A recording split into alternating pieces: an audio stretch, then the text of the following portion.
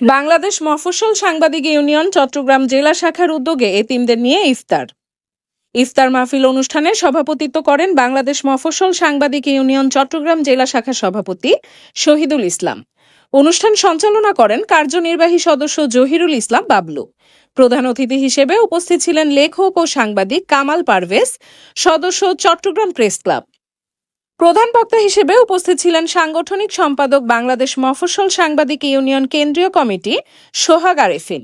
বিশেষ অতিথি হিসেবে উপস্থিত ছিলেন কালের প্রতিচ্ছবির প্রকাশক সম্পাদক হাসান আল মামুন।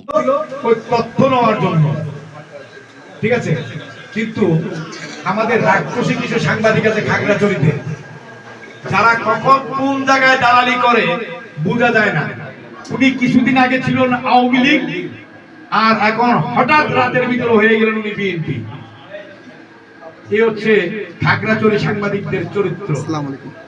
উনি একজন রাক্ষসী সাংবাদিক। আসিল প্রফুল্ল ধর, হয়ে গেছে এস এম প্রফুল্ল। এখন উনি মুসলমান। কাকে কি বলবেন রে ভাই?